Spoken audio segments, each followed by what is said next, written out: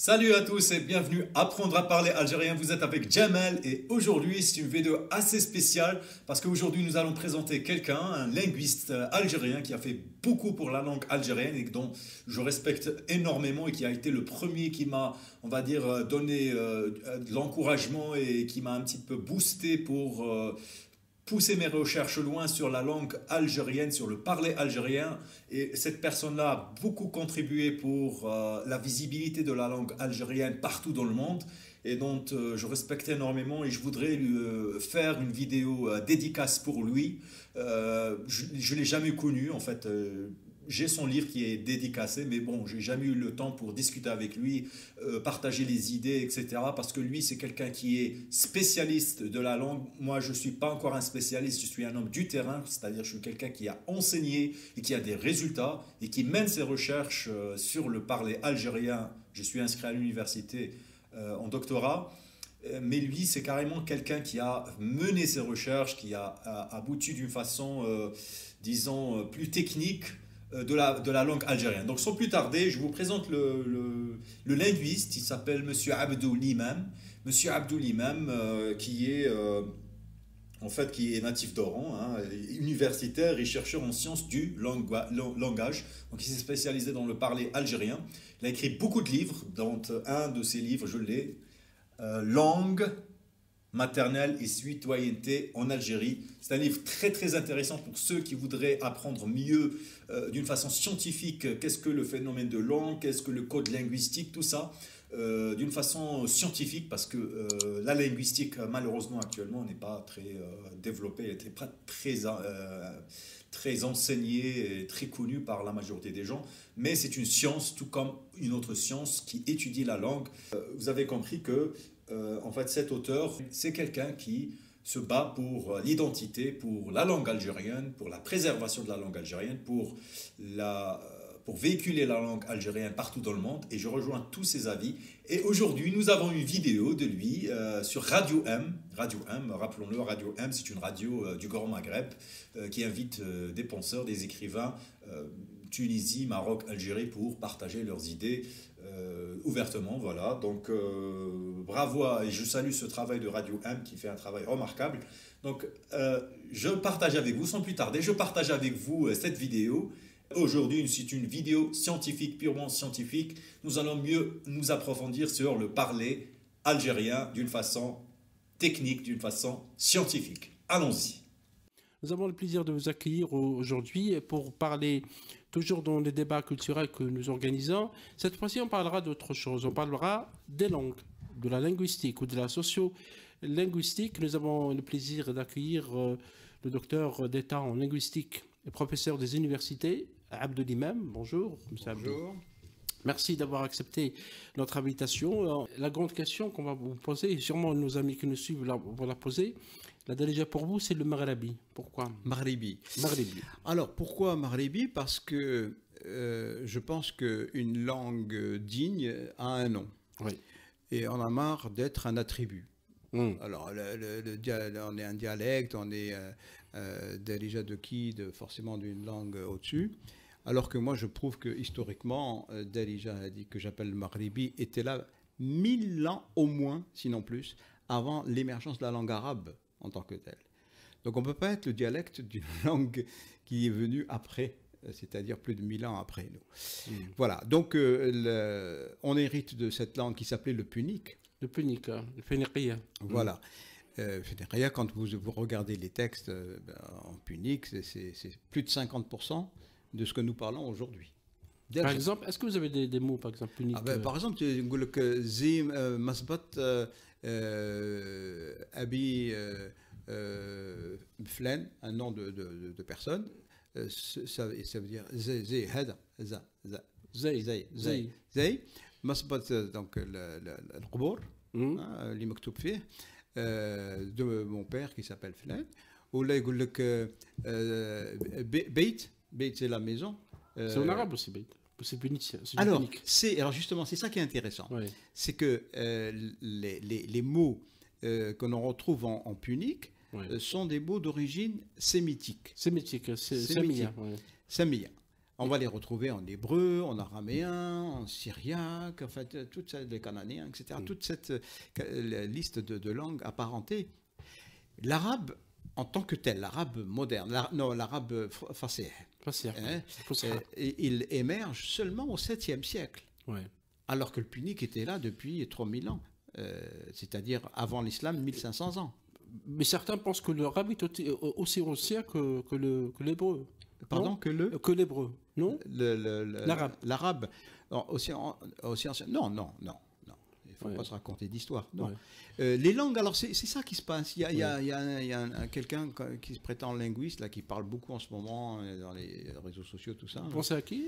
Ben Issa, je pense. Oui, Rachid Ben Issa. Oui, qui dit des choses sérieuses. Il est linguiste. Dans tout ça. Ouais. Mais en tout cas, il n'applique pas la méthodologie et les démarches de la linguistique classique. Bon, mais lui, il ramène ça, il dit, ouais, mais c'était dans l'arabe. Non, c'est dans les langues sémitiques. Ouais. Et le problème, c'est que les Arabes qui ont travaillé sur les langues anciennes, au lieu de dire les langues sémitiques, ils disent langue arabe. Et ramènent ça là. Bon, c'est une erreur C'est une lecture idéologique, vous pensez? C'est pas une lecture universitaire? Le fait de ramener tout à la langue arabe. Ah ben bien sûr, j'ai là idéologique. L'arabe, elle est née au 7e siècle. Après Jésus-Christ. Après Jésus-Christ. C'est clair. Pas avant. Non. Avant, il y avait plein de langues. Par exemple, on a dénombré dans la péninsule arabique quelque chose comme une trentaine de langues différentes. C'était des dialectes. Au moins, pour moi, il n'y a pas de différence. Dès qu'une langue, elle est reproduite par la naissance, je l'appelle langue. Ah, voilà. Pour vous, c'est pas un dialecte. Non, un dialecte, ça c'est une vue, un appréciatif idéologique. Ouais. C'est pas un appréciatif linguistique. On dit ça, par exemple. Pour distinguer les langues qui sont au pouvoir de celles qui ne sont pas au pouvoir, par exemple. Donc, mais si on lie l'arabe au Coran, le Coran existe depuis plus de 14 siècles. Alors voilà, c'est-à-dire 6e, 7e siècle. 6e, oui. Et la langue arabe, elle a été codifiée sur la base du Coran, pas avant. Avant, il y avait plusieurs autres langues. Il y avait beaucoup de poésie dans la presqu'île dans le péninsule arabique. Oui. La poésie écrite avec de l'arabe presque ancien. Voilà. Alors, le problème, et là aussi, il faut s'interroger. C'est pour ça que moi, je considère que c'est à partir du Coran que les choses commencent à devenir sérieuses pour la langue. Hein. Oui. Avant ça, vous savez que le système d'écriture, l'alphabet, qui a été adopté pour l'arabe, était un système tout à fait récent. Et il venait du nord, du Chem, pas local. Donc il faut du temps pour qu'un système alphabétique, surtout qu'à l'époque, les gens n'allaient pas à l'école pour apprendre à lire et à écrire. Hein. Seules quelques rares personnes arrivent à écrire. Donc là, les gens qui, la poésie antérieure et tout ça, soit elle était orale et là je conviens, mais si on me dit elle était écrite ma'alqat, oui, de la Mecque. Ça à la limite, ils peuvent se raconter les histoires qu'ils veulent. C'est pas vrai cette histoire. Moi j'y crois pas pour la raison simple, c'est que le système d'écriture a été adopté à peu près un siècle avant l'avènement du Coran. Un siècle avant, c'est rien un siècle quand on n'a pas de système d'éducation. Mais il était dit que les Korachites, etc., des tribus qui étaient dans la Mecque ou dans la Médine, etc., accrochaient des textes, on dit, vous savez ce qu'on nous a raconté sur l'histoire? On nous a raconté tout et le contraire. C'est une contre-vérité historique, selon vous?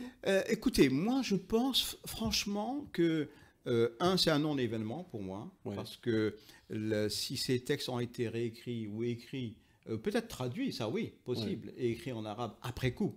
Mais qu'ils aient été écrits en arabe avant le Coran, non. Vous êtes formel? Ouais, moi je ne suis pas convaincu du tout, parce que la norme arabe, son mouvement est né à ce moment-là, après l'avènement du Coran, et on appelait ça ilm al-arabiyya. Et ilm al-arabiyya, ce n'est pas la science de la langue. De la langue. L'arabiyya, à l'époque, ça voulait dire autre chose. C'était la rhétorique, l'art de bien parler. La rhétorique, oui. Et oui. Et donc. Balara, en arabe. Voilà, et compris dans le Coran, quand on te dit Nazalnahu Qur'anan Arabiyyan, ça veut dire un arabe, un Coran compréhensible, accessible, clair. Ça ne veut pas dire qu'il appartient à la région ou à la langue, non. Et d'ailleurs, à aucun moment dans le Coran, on ne parle de l'oura. On parle de lisan. Lisan, c'est le langage, c'est la façon de parler, mais pas la langue. Parce que souvent, il y a confusion entre langage et langue. Et langue. Justement, voilà. quelle est la différence entre les deux? Alors, le langage, c'est une faculté biologique que nous avons à la naissance. C'est-à-dire que quand l'enfant naît, dans des zones particulières de son cerveau, sont inscrits des mécanismes qui vont lui permettre de parler. Donc, le nourrisson a un réflexe dès qu'il arrive et il veut parler. Et il va habiller ce réflexe avec les sonorités de son environnement, qui est la langue.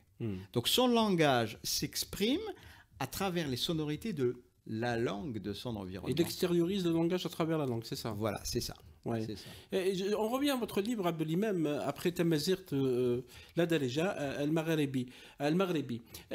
Vous dites que son origine est punique. Certains chercheurs, certains linguistes ne partagent pas totalement votre théorie, d'autant plus que dans le punique, il y a énormément, plutôt dans le Darja, du moins algérienne, et dans la Darja, il y a plusieurs variantes déjà, dans le Darja de l'Est, la Darja de l'Ouest, du Sud. Dans le Sud, il y a plusieurs aussi Darja. Il y a aussi beaucoup de mots arabes et beaucoup de mots tamazirt. Comment cet enrichissement, comment expliquer justement cette présence de toutes ces... Est-ce que cette Darja n'avait pas besoin d'avoir un corps?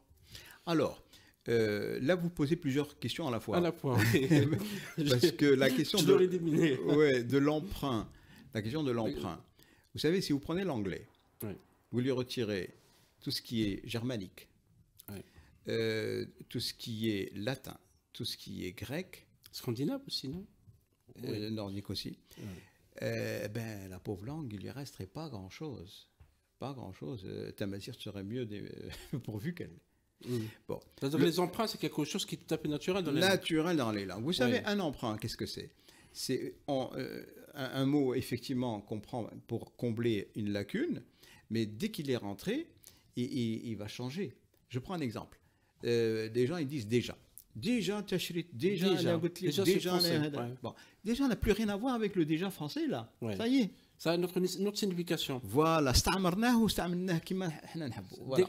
Dès qu'il y a l'emprunt, le mot a un autre sens, peut-être. Alors, voilà, il prend un sens nouveau et ensuite sa socialisation va l'inscrire dans le patrimoine. Et c'est fini. Là, c'est fini. Voilà. Mais vous dites maghribi, ou magharibi.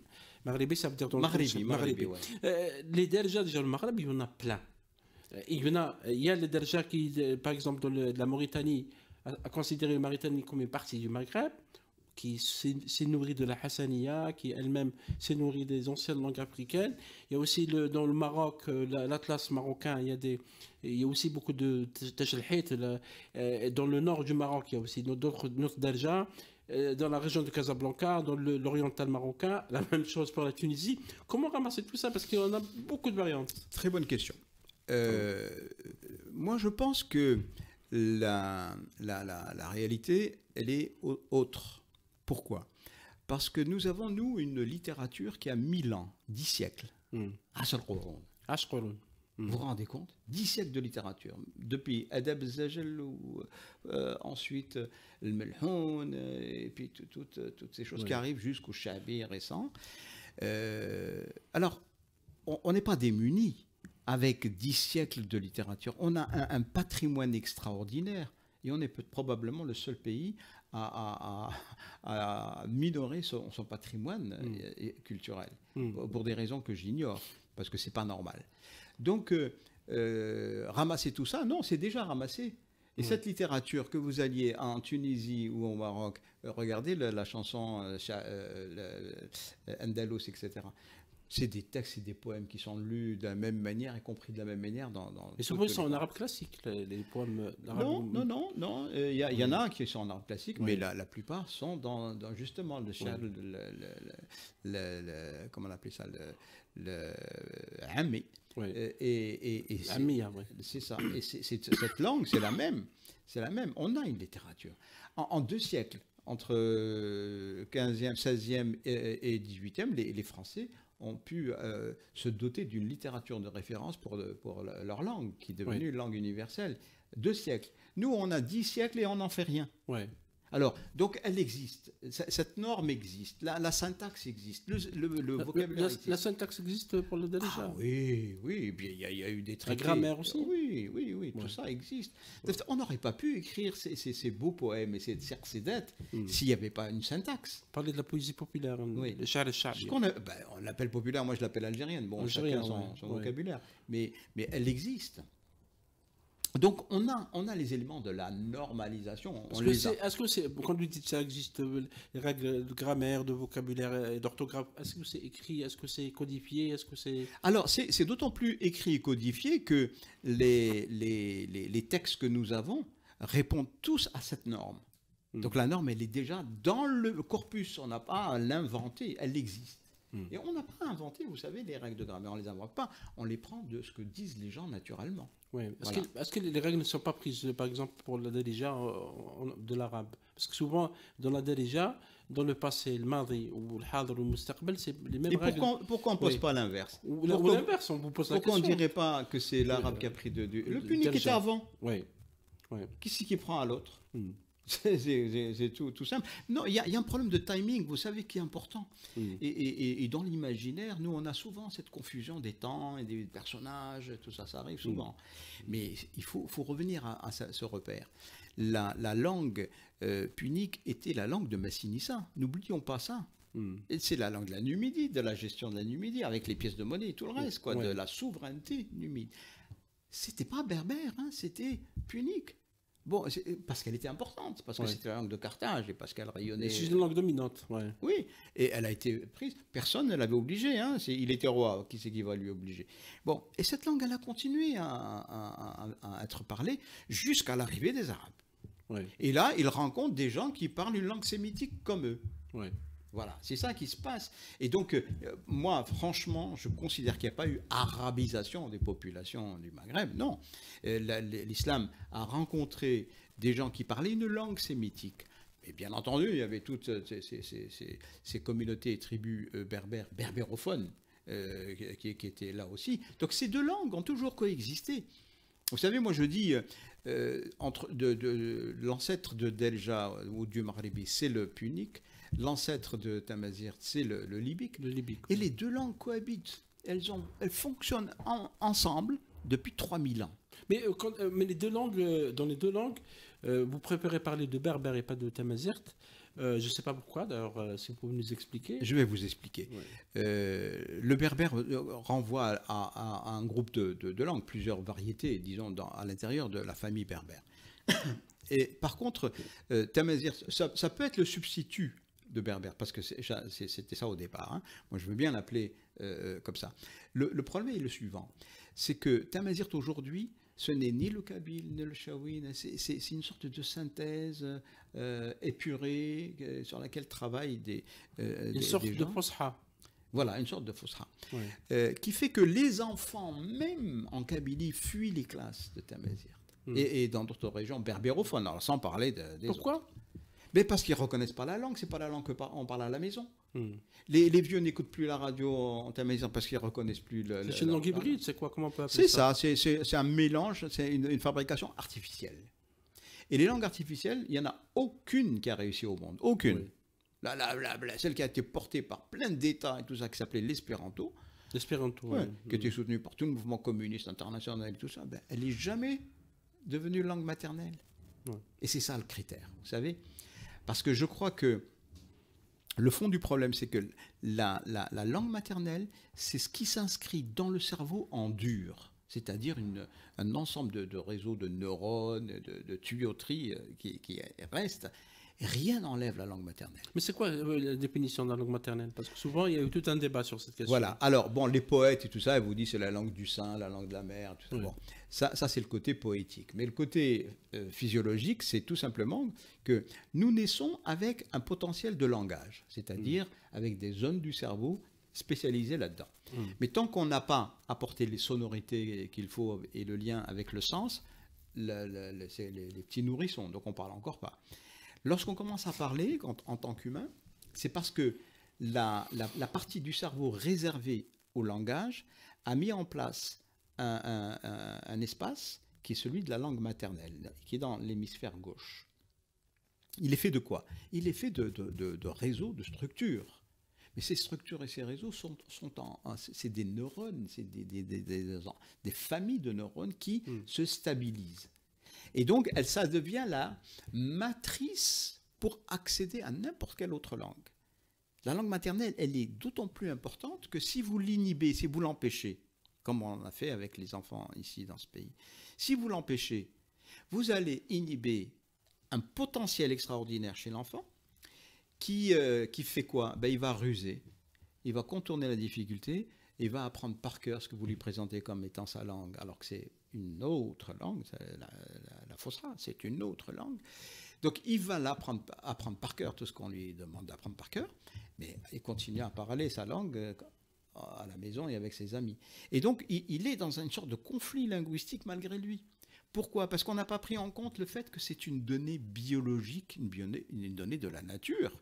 On ne peut pas contrarier la nature. Mais souvent, si on évoque le cas des pays européens, les langues maternelles ne sont pas enseignées à l'éducation. On commence à l'école, notamment en France, en français. En Allemagne, c'est en allemand. En Suède, c'est en suédois. Oui. Il n'y a pas d'enseignement de langue maternelle à l'école. Peut-être que l'information que vous avez est incomplète, parce que ça existe. En France, par exemple, les langues régionales sont enseignées. Vous avez l'occitan, sont reconnus? Ah ben, bien entendu, on passe même l'épreuve du bac dans ces langues. Non, je pense que c'est... Et raison de plus, parce qu'en Europe, il y a eu le traité des langues maternelles, et d'ailleurs, la France a eu du mal à le signer. Alors que les autres pays l'ont signé. Si vous prenez, je ne sais pas, moi, l'Espagne, dans chaque région, vous avez une langue maternelle. Bon, non, je pense que c'est même l'inverse. Dans le monde, les langues maternelles ont des droits immédiats. En Californie, vous avez 5 langues dans la Constitution californienne. Je ne parle pas de 5 langues dans la Constitution californienne. Il y en a 4 ou 5 en Floride. Il y en a 5 ou 6 dans la Constitution de l'État de New York. Cette réalité multilingue, c'est celle-là la plus développée et la plus reconnue. Nous, on fait partie des exceptions. On veut mettre une seule langue et puis tout le monde derrière. Ça n'existe pas dans le monde. Voilà. Est-ce que ça ne crée pas justement de confusion? Parce qu'il y a tout un débat parmi les pédagogues. C'est les méthodes notamment qui sont proposées par l'UNESCO pour les langues mères. Est-ce que ça ne crée pas des confusions chez l'enfant? Lorsqu'il commence son enseignement à 2-3 ans, plutôt à 2-3 ans pendant les langues mères, et puis après il passe à une autre langue. Alors, non, pas du tout, justement. Et là-dessus, moi je citerai l'enquête mondiale qu'a fait la Banque mondiale.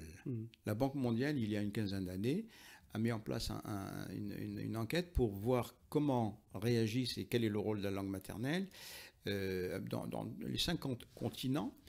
Et ils arrivent à un résultat formidable, c'est que sur l'ensemble des cas, la moitié devait suivre normalement leur scolarité dans une seule langue, la langue de l'État. Et dans l'autre moitié de l'enquête, les enfants pouvaient, sur les 3 premières années, commencer dans leur langue, qu'elle soit écrite ou pas. Ils sont donnés les moyens pour former les tuteurs et tout ça. Et la 4e et 5e année, là, on intégrait la langue de l'État de manière importante. À la fin du cycle des 5 ans, tous les élèves passent l'examen du passage au secondaire, c'est-à-dire l'examen d'entrée en 6e chez nous. Ouais. Alors, le résultat est le suivant. Ceux qui ont suivi l'enseignement en langue nationale uniquement, le taux de succès, il est d'un peu moins de 30%. Tous ceux qui ont suivi l'enseignement en partant de la langue maternelle ont un taux de réussite de l'ordre de 90%. Du jamais vu. Alors pourquoi ça marche? C'est parce que justement, les théories de la cognition contemporaine, les neurosciences cognitives, ont prouvé que lorsque l'on démarre sur la langue de l'enfant, donc la langue maternelle, je vous disais tout à l'heure, c'est une matrice qui est déjà là en dur et qui ne s'enlèvera jamais sauf par la mort. Elle va servir de tremplin. Et donc l'enfant, lorsqu'il développe ce potentiel, il est capable de faire ce qu'on appelle des transferts de savoir et de savoir-faire.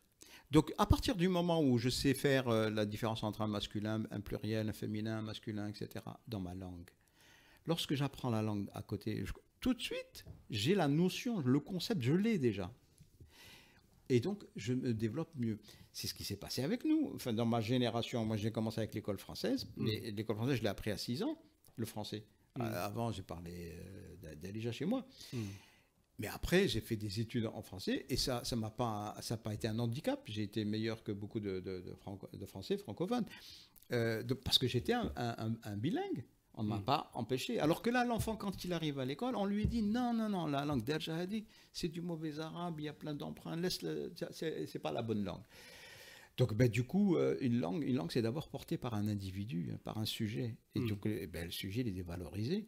Et c'est un conflit terrible sur le plan psychologique. Alors, pour vous, il faut enseigner les langues mères pendant les 3 années de voilà, primaire. Du primaire. Si on commençait en kabyle, 3 premières années, et qu'après on leur mette ou autre chose, ils vont réussir nettement mieux. Et tout le monde a fait cette expérience. Tous ceux qui ont fait cette expérience ont réussi. Et nous, on ne veut pas la faire. Vous parlez tout à l'heure de tamazirt ou de berbère, et même de le berbère, il y a beaucoup de variantes aussi. Il y a chez nous en Algérie beaucoup de variantes, notamment le tajalhit, le tamacher pour les Touaregs, le zénet qui est dans une langue menacée déjà dans le gourara, et d'autres variantes. Comment est-ce que ces langues, ces variantes, comment justement parce que vous avez parlé de la langue artificielle, le tamazirt, etc. Est-ce que c'est pas possible de les mettre dans une même langue ou de les mettre pour avoir des règles qui sont partagées par toutes les langues ou comment faire? Ce serait idéal. Ouais. Ce que vous dites serait idéal. Sauf que les langues ne se plient pas à cet idéal. Ouais. Elles ont un autre fonctionnement. Ouais. Et la meilleure façon de tuer le zénet, c'est de lui imposer tamazirt. Ouais. Alors là, on est sûr de l'éteindre. Alors que si on développe cette langue localement, en lui donnant les moyens de son épanouissement, vous allez voir qu'elle va vite gagner du terrain et retrouver la vivacité. Et ça, il en est de même pour le kabyle, pour tamacher, pour toutes les variantes. Il faut leur permettre à elles de se doter de moyens. On les aide pour ça, on fait des manuels, on recense, on fait des comptes, les trucs. Il faut qu'il y ait une littérature dans cette langue pour les enfants. Et c'est ça qui va lui donner la base de son épanouissement. Mais si on lui met dessus une langue artificielle, on va la tuer. Il y a une question qui est posée par l'éditeur ici, pour ce livre Après Tamazirt, la Dalija al-Marlabi, qui paraît aux éditions, les éditions Transparent. Je rappelle qu'il y a une question qui est posée. Les arabo-musulmans ont-ils vraiment colonisé les berbères jusqu'à leur faire oublier leur langue maternelle ? Oui, parce que nous, on a un problème avec l'histoire. Je vous disais tout à l'heure, on mélange les périodes, les personnages. Il y a un complexe avec l'histoire. C'est un complexe probablement, mais parce qu'on est encore... on est un État qui est jeune, on a 60 ans. 60 ans, on est un bébé dans le monde, en fait. Il faut reconnaître. Historiquement, c'est rien du tout. On a du mal à aller vers ce que nous sommes. Nous sommes une synthèse d'histoire. C'est une haine de soi ? Nous sommes, oui, une haine de soi terrible, terrible, parce qu'on est jeune, je pense, en tant qu'État. Donc, pour revenir à ces questions d'histoire, du coup, on caricature l'histoire et on va vers des mythes. On se crée des mythes, parce que alors les mythes, il y en a plein. Hein. Par exemple, l'histoire, elle commence, par exemple, pour certains, elle commence avec la lutte de libération nationale. Hein. Avant, il n'y avait rien. Pour d'autres, on te dit, avant la Jahiliya, il n'y a plus rien. Ouais. Donc ça commence avec l'islam. D'autres vous disent non, c'est qu'avec les Berbères que ça commence. Et du coup, on ne sait plus dans tout ça qu'est-ce qu'il faut suivre. Mais tout ça, ça présuppose quoi ? Ça présuppose une vision totalitaire de l'histoire.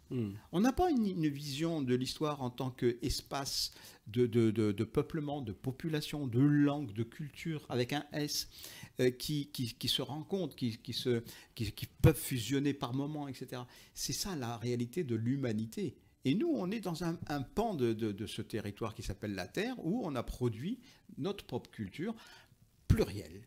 Et on a du mal à y aller. Mais c'est ça bien de quoi, justement, parce que dans la page 22 du livre, vous évoquez cette question de l'écriture de l'histoire ou les référents historiques, et vous dites il est vrai que l'essentiel des ressources bibliographiques sur ces questions émane de l'occupant colonial français et marginalement d'un certain iconoclaste du nom d'Ibn Khaldoun, qui est considéré comme un fondateur de la sociologie. Pourquoi iconoclaste? Alors, je dis iconoclaste parce que c'est quelqu'un qui a écrit sur tout, hein, et n'importe quoi. Il a fait un travail qui était, à mon sens, caricatural. Caricatural. Oui, par exemple, lorsqu'il décrit les tribus, y compris les tribus berbères, et qu'il les ramène à des origines arabes, encore un. Moi, je pense qu'il fait fausse route. Vous n'êtes pas d'accord avec ce qu'il a écrit? Non, c'est pas que je suis pas d'accord. Je pense qu'il faut le prouver. Il ne faut pas l'annoncer, il faut le prouver. Et pour le prouver, il faut aller travailler la pierre, la faire parler et ressortir l'archéologie de tout ça. Et ça, ce travail, il l'a pas fait. Et c'est à nous de le faire. C'est à nous de le faire. C'est notre histoire. Il faut le faire. Je critique aussi les orientalistes parce que eux, la plupart des grands orientalistes, ils ont travaillé avec l'armée française, ils ont travaillé pour l'administration de l'armée coloniale. Ils ont orienté leur recherche vers une certaine manière de lire l'histoire aussi. Pour eux, il fallait toujours opposer l'Orient à l'Occident, quel que soit X. Leur thèse, c'est celle-là. Et jusqu'à présent. Et donc, on ne peut pas s'arrêter à cette bibliographie. Il faut lire autre chose. Moi, j'ai lu ailleurs, hein, les Allemands, les Américains, les Britanniques, les Italiens. On a d'autres visions, d'autres rapports de la réalité par ces gens-là. Et là, on se rend compte que les Français, ils nous mènent en bourrique. Et justement, l'écriture de l'histoire par rapport au Maghreb, et tout le monde le sait, c'est que ça a été toujours fait de sorte à ce que les Algériens, les Maghrébins n'ont pas d'histoire. L'histoire commence avec la guerre de libération nationale, commence avec l'indépendance. Il n'y a pas de Moyen-Âge, entre guillemets, maghrébin. Il n'y a pas eu de dynastie dans le passé, il n'y a pas eu d'histoire. Et selon vous, est-ce que ce n'est pas aussi la faillite des universitaires algériens et des historiens, notamment, qui n'ont pas beaucoup écrit sur ces périodes? Oui, c'est vrai, c'est vrai. Bon, alors il y a les conditions politiques pour le faire. Hein. Il y a des moments, un mot de trop et on disparaissait. Non, mais ça, c'est une chose. Deuxièmement, les universitaires, on les a appauvris, on les a cassés. L'arabisation telle qu'elle a été faite, elle a été une des sources aussi de cette paupérisation des esprits, parce que tous ces gens qui, par copinage et tous, se sont retrouvés docteurs et qui ont pris l'université en main, on voit le résultat de ce qu'ils ont fait. Hein. Donc tout ça, ça n'a pas contribué quand même à permettre à l'université algérienne de se développer. Parce que les individus qui ont réussi à aller s'installer ailleurs, en Europe ou en Amérique du Nord et tout, ils ont réussi à faire des choses extraordinaires. Donc le potentiel que nous avons, nous, Algériens, il est là. Hein, on est des humains comme les autres, on est capables. Mais quand on a les conditions, on peut étonner. Mais ici, à commencer par les salaires. Vous vous rendez compte qu'un prof ici commence à moins de 300 €? Il ne peut même pas acheter un bouquin. De la linguistique en Algérie, est-ce que vous avez une idée sur comment elle est enseignée? Alors, oui, la linguistique, ils l'ont tuée. Ils l'ont tuée? Ils l'ont tuée, oui. Ils l'ont tuée. Quand vous dites, les enseignants qui sont restés. Les enseignants qui sont restés? Ah bah bien sûr, c'est qui l'a. Ils sont mauvais, ils sont médiocres. C'est pas qu'ils sont mauvais, ils sont médiocres, ils n'ont rien à voir avec la linguistique. C'est pas des linguistes. Non, c'est pas des linguistes. Oui. Ils s'autoproclament linguistes parce qu'ils ont fait une thèse sur de littérature ou un petit bout de truc qui a à voir avec le langage, et puis ça y est. Et une fois qu'ils deviennent docteurs et qu'ils sont habilités, ils se mettent à diriger des thèses sur tous les domaines, de psycholinguistique, de sociolinguistique, de linguistique formelle, de linguistique informatique, tout. Ça devient des super-hommes. Voilà. Alors, quand on est des super-hommes, eh ben, qu'est-ce qu'on fait? On fait... parce qu'on sait qu'on n'est pas capable d'assumer tout ça. Donc, on fait faire des tests de copinage, on va dire. Carrément. Ah oui. Et puis, ces gens, après, se retrouvent en poste. Et nous, on leur confie nos enfants. Et après, on est désespéré. On se dit, mais qu'est-ce qui se passe? Comment repenser justement l'enseignement de la linguistique? Alors, pour repenser l'enseignement de la linguistique, il faut déjà l'enseigner correctement. Redémarrer, enseigner vraiment avec des gens qui en ont la compétence, quitte à les faire venir d'ailleurs.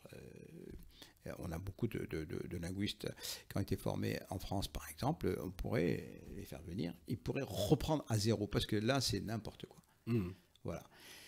Et c'est une science sérieuse. C'est une science sérieuse qui, aujourd'hui, a permis, par exemple, aux neurosciences contemporaines de se développer, l'intelligence artificielle de faire des pas de géant.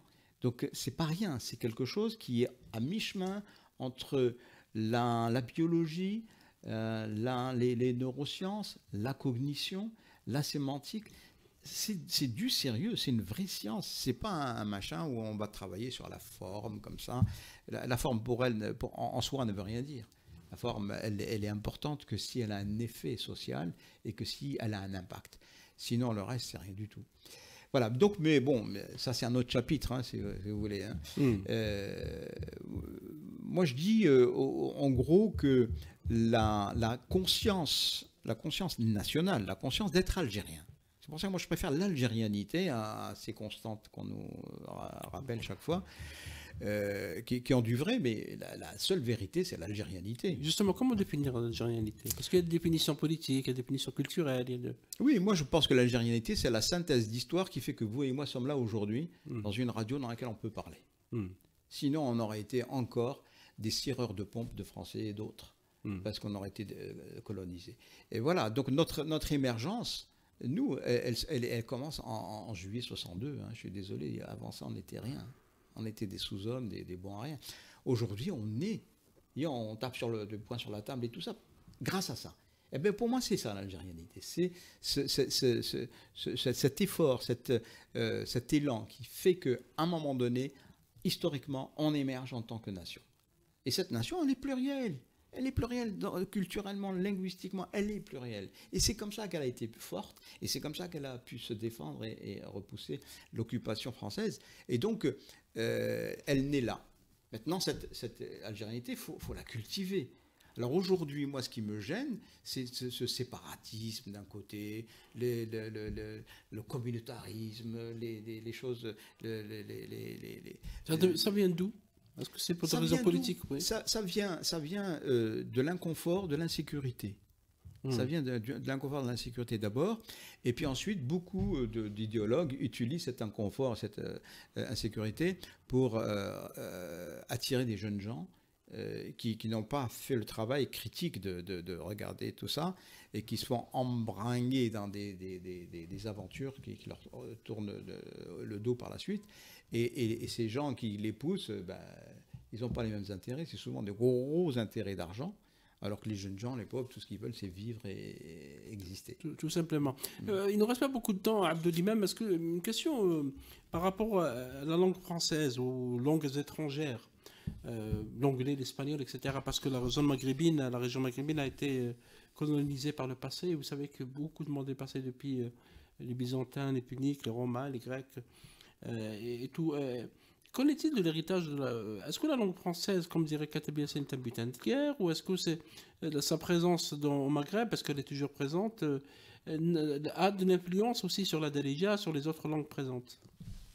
Oui, moi je pense que, par exemple, si on parlait des universitaires, la mobilité internationale des universitaires, aujourd'hui, avec le français seulement, on est limité.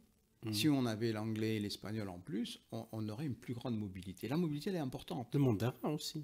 Le mandarin. Le mandarin, actuellement. Mais déjà, dans l'immédiat, dans le bassin méditerranéen, ça aurait été une bonne chose d'avoir ces langues en plus. Le français seulement, c'est limitatif. Mais quand même, avec le peu qu'on a, on a réussi quand même à arracher des bourses, à permettre à des gens de faire des soutenances à l'étranger et revenir plus riches, plus forts. Bon, ceux qui veulent enlever le français, donc ils veulent nous démunir totalement, c'est-à-dire ils veulent nous enterrer. Et à mon avis, c'est pas dans l'intérêt national du tout. Maintenant, ce que je vous disais tout à l'heure sur l'emprunt, c'est que nous, on peut prendre le français, mais lui donner un caractère algérien. Algérien. Tout à fait. On a nos valeurs, on sait les faire passer avec cette langue, comme on peut le faire passer avec le maghrébi ou le kabyle ou autre. Mais de là à dire que les langues étrangères, c'est dangereux ou je ne sais pas quoi, non. Au contraire. Mais seulement, c'est dans le cadre d'un bilinguisme, toujours. Il faut que dans le bilinguisme, il y ait toujours la langue maternelle. Je peux apprendre l'anglais si je le fais par rapport à ma langue maternelle. Je peux apprendre le mandarin, je peux apprendre le turc, c'est pas un problème. D'accord? Donc aujourd'hui, on est dans une situation fausse. Parce qu'apprendre l'anglais, le français ou je ne sais pas quoi, sur la base d'une langue qui elle-même est seconde, c'est-à-dire l'arabe classique, on a cassé complètement les repères naturels de l'acquisition des langues et ce que je disais sur la langue maternelle. Donc il faut revenir à la langue maternelle. Et si on veut réussir le pari de sauver l'éducation nationale, franchement, ce n'est pas une question de moyens. Parce que l'État donne des moyens. Il y en a plein. Mais comment ils sont utilisés, ces moyens? Et la chose essentielle, c'est-à-dire la langue maternelle, elle est exclue. Il n'y a que maintenant avec Tamazight, mais avec Tamazight, si on continue avec la langue artificielle, ça va être pareil, le même résultat. Donc il va falloir vraiment revenir à ce b.a.-ba de la nature, c'est-à-dire la langue avec laquelle on est, quoi. Voilà, on reviendra sûrement avec ce débat sur les langues maternelles et sur l'enseignement des langues, etc. Abdoulimam, merci beaucoup d'être venu. C'est moi qui vous remercie. Merci beaucoup. Je rappelle que vous êtes auteur d'un nouveau ouvrage intéressant.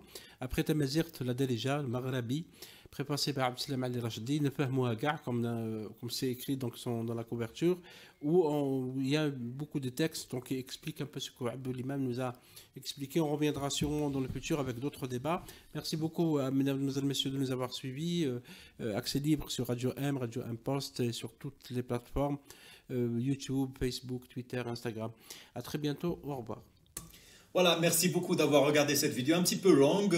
J'espère que vous avez appris beaucoup de choses. Moi, en tous les cas, j'ai appris beaucoup de choses avec M. Abdoulimam, que je respecte beaucoup, que j'aimerais bien un jour le rencontrer et débattre avec lui.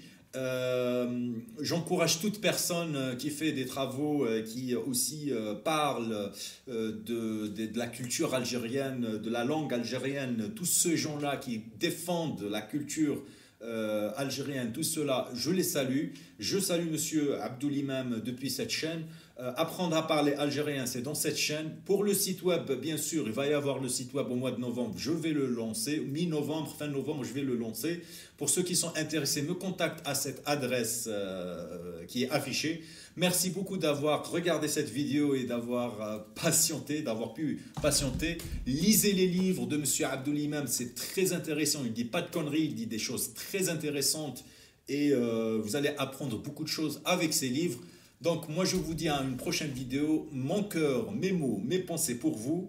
Salam alaikum.